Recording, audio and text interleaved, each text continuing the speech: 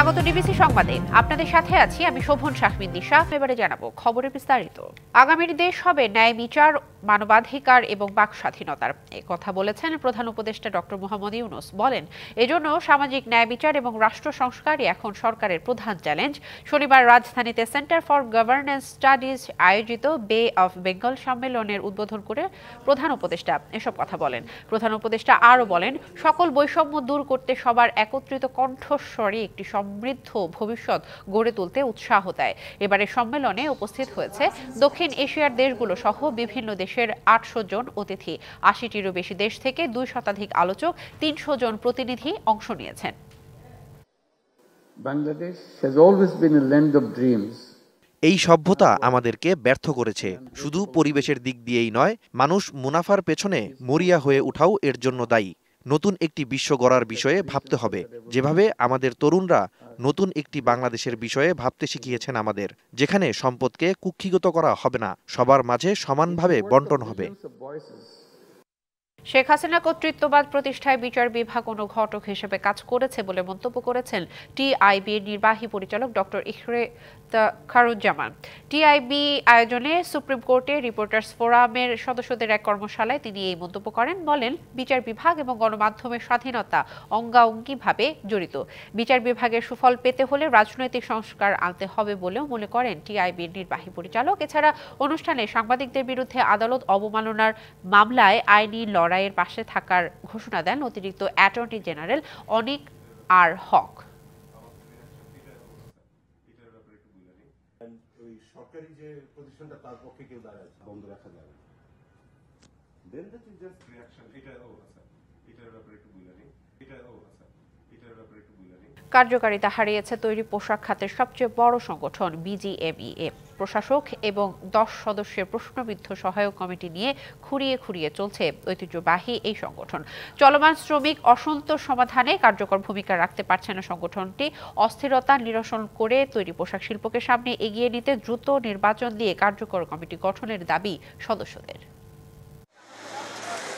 দেশে তৈরি পোশাক শিল্প মালিকদের সবচেয়ে বড় সংগঠন বিজিএমইএ। এই খাতে উন্নয়নের পাশাপাশি যে কোনো সংকটে গুরুত্বপূর্ণ ভূমিকা রাখে এই প্রতিষ্ঠান। কিন্তু গত নির্বাচনে কারচুপির অভিযোগে 20 অক্টোবর পরিচালনা পর্ষদ ভেঙে দিয়ে নিয়োগ দেওয়া হয় প্রশাসক। 24 অক্টোবর গঠন করা হয় 10 সদস্যের সহায়ক কমিটি, যা অনেকটাই প্রশ্নবিদ্ধ। যারা সহায়ক কমিটিতে আছে তারা কিন্তু অনেকেই খুনের মামলার আসামি। 2 জন দেশেই নেই, 2 জন আছে পলাতক। 35 জনের বডি তো আর 6 জন আর 7 জনের সম্ভব না। যার কারণে যে প্রবলেম যাবে অ্যাড্রেস করা দরকার, এই অ্যাড্রেস প্রপারলি হচ্ছে না। ফলে গাজীপুর, আশুলিয়া সহ বিভিন্ন এলাকায় পোশাক খাতে শ্রমিক অসন্তোষ নিরসনে কার্যকর ভূমিকা রাখতে পারছে না সংগঠনটি। প্রশাসক উনিও দেশে নাকি নেই আমি শুনলাম। যদি শ্রমিকদের ন্যায্য পাওনা থাকে তাকে সেটাও মিটাইতে হবে। কিন্তু এই বোর্ড যদি থাকতো তাহলে মনে হয় যে আরও বলিষ্ঠভাবে এই সমস্যার সমাধানটা আরও আগেই সম্ভব হতো। দ্রুত নির্বাচন দিয়ে কার্যকর বিজিএমইএ গঠনের দাবি সদস্যদের। এখন যেটা সমস্যা হচ্ছে, মেম্বাররা কিন্তু সঠিক সার্ভিসটা পাচ্ছে না। তবে আমরা যেটা মনে করি যে নির্বাচন হওয়া দরকার, যাতে সাধারণ মেম্বাররা নির্বাচিত প্রতিনিধির মাধ্যমে, যারা নির্বাচিত হয়ে আসবে বোর্ডে, তাদের মাধ্যমে তারা তাদের দাবিগুলো বলতে পারে। সাধারণ মেম্বাররা কিন্তু খুব সচেতন, আগের মতো না। তারা কিন্তু এবার দেখবে কে আন্তরিক, কে কাজ করতে পারবে। নির্বাচনের মেইন ফ্যাক্টর হলো ভোটার লিস্ট।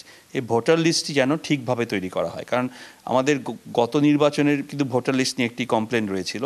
সেই কমপ্লেন যদিও কতখানি বাস্তবসম্মত আমি জানি না, বাট এটি একটি সবার মনে যে শঙ্কাটা আছে সেই শঙ্কা দূর হয়ে যাক।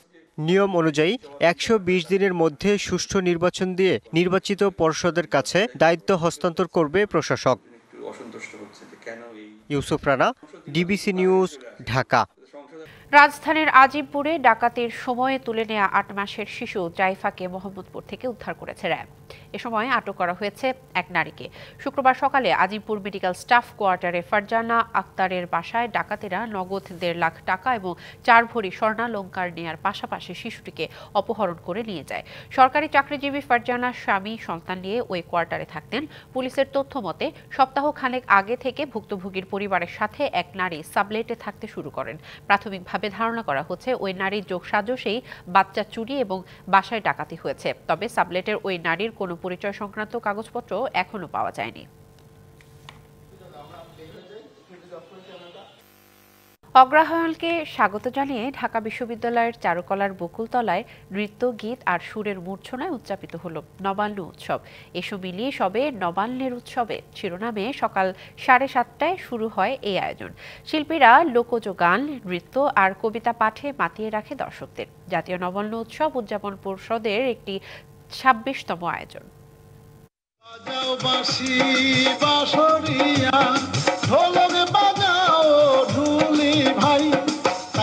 সকাল থেকেই সুর আর ছন্দে মুখর ছিল ঢাকা বিশ্ববিদ্যালয়ের চারুকলার বকুলতলা। মন ভরিয়া যায় রে আজি, নতুন ধানের সৌরভে আজকে মোদের নবান্নের উৎসবে। অগ্রহায়ণের প্রথম দিনে নাচ, গান আর কবিতা পাঠের মধ্য দিয়ে বরণ করা হয় নবান্ন উৎসবকে।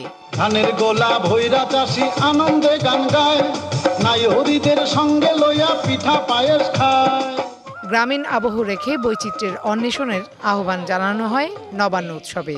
নৃত্য, গীত ও বাদ্যে হেমন্ত বন্দনার সঙ্গে সঙ্গে কথনে বচনে ধ্বনিত হয় কৃষকের আর্তনাদের কথাও।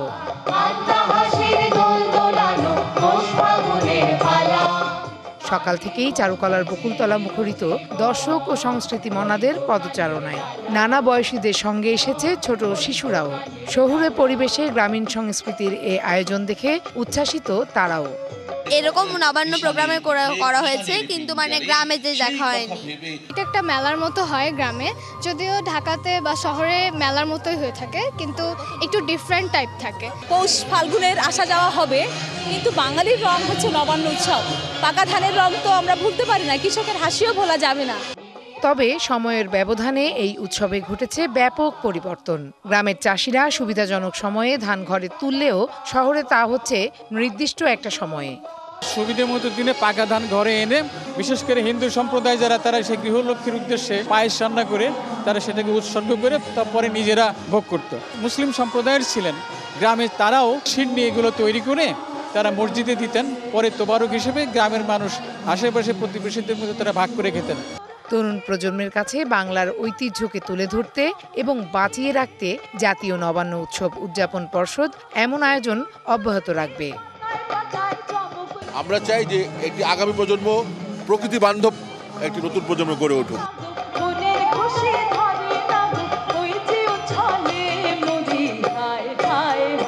Farhana Juthi, DBC news, Dhaka. পুণ্যস্নানের মধ্য দিয়ে শেষ হলো পটুয়াখালীর কুয়াকাটায় সনাতন ধর্মাবলম্বীদের শত বছরের ঐতিহ্যবাহী রাস উৎসব। সূর্যোদয়ের সাথে সাথে বঙ্গোপসাগরের তীরে ভগবত গীতা পাঠ, গঙ্গার পূজা অর্চনা এবং স্নান করে পরিবার, দেশ ও জাতির জন্য আশীর্বাদ কামনা করেন সনাতন ধর্মাবলম্বীরা। সূর্যোদয়ের সাথে সাথে বঙ্গোপসাগরের সৈকতে মোমবাতি, বেলপাতা, ফুল, দূর্বা, ডাব, কলা, তেল ও সিঁদুর সমুদ্র জলে অর্পণ করেন সনাতন ধর্মাবলম্বীরা। উলুধ্বনি ও ভগবত গীতা পাঠে মুখরিত হয়ে ওঠে গোটা সৈকত। নিজেকে পরিশোধন করার এরকম সুযোগ যেন বারবার জীবনে আসে, এই প্রার্থনায় কৃষ্ণ ভক্তরা। মনের আশা পূরণ করার জন্য, তার দিন ভালো শুভ কামনার জন্য। গঙ্গা স্নান, মানুষের উৎসাহ, নিজেদের অভিজ্ঞতা সবকিছু মিলে খুব সুন্দর কাটছে। সবার ভালো যাতে হয় এই তাই একে চেয়েছি।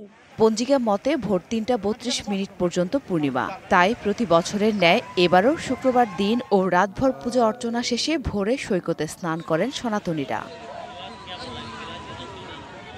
পুণ্যস্নান শেষে নিজ গন্তব্যে ফিরে যান ভক্তরা। DBC news desk. জানাবো আন্তর্জাতিক প্রসঙ্গ। ইসরায়েলের সঙ্গে যুদ্ধবিরতি নিয়ে লেবাননের যে কোনো সিদ্ধান্তকে সমর্থন দিবে ইরান। শুক্রবার ইরানের এক জ্যেষ্ঠ কর্মকর্তা এক তথ্য জানান।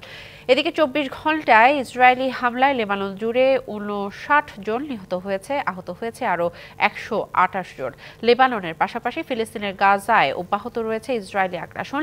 ইসরায়েলি হামলায় গাজার উত্তরাঞ্চলে একদিনে 28 জন নিহত হয়েছে, আহত হয়েছে অন্তত 120 জন। এদিকে গেল বৃহস্পতিবার লেবাননের পার্লামেন্টের স্পিকার নাবিহ বেরির কাছে একটি যুদ্ধবিরতির চুক্তি খসড়া প্রস্তাব দেন লেবাননে যুক্তরাষ্ট্রের রাষ্ট্রদূত। এছাড়া সম্প্রতি বৈরুত সফর করেছেন ইরানের সর্বোচ্চ ধর্মীয় নেতার উপদেষ্টা আলী লারিজানি। যুক্তরাষ্ট্রের প্রেসিডেন্টের বাসভবন হোয়াইট হাউসের নতুন প্রেস সেক্রেটারি হিসেবে ক্যারোলিন লেভিটকে নিয়োগ দিয়েছেন নবনির্বাচিত মার্কিন প্রেসিডেন্ট ডোনাল্ড ট্রাম্প। এই তথ্য জানিয়েছে ব্রিটিশ সংবাদ মাধ্যম বিবিসি। ক্যারোলিন লেভিটের বয়স মাত্র 27 বছর। যুক্তরাষ্ট্রের ইতিহাসে হোয়াইট হাউসের সর্বকনিষ্ঠ প্রেস সেক্রেটারি হতে চলেছেন তিনি। আগামী বছর জানুয়ারিতে ট্রাম্প প্রেসিডেন্ট হিসেবে দায়িত্ব নেওয়ার পর ওই পদে যোগ দেবেন লেভিট।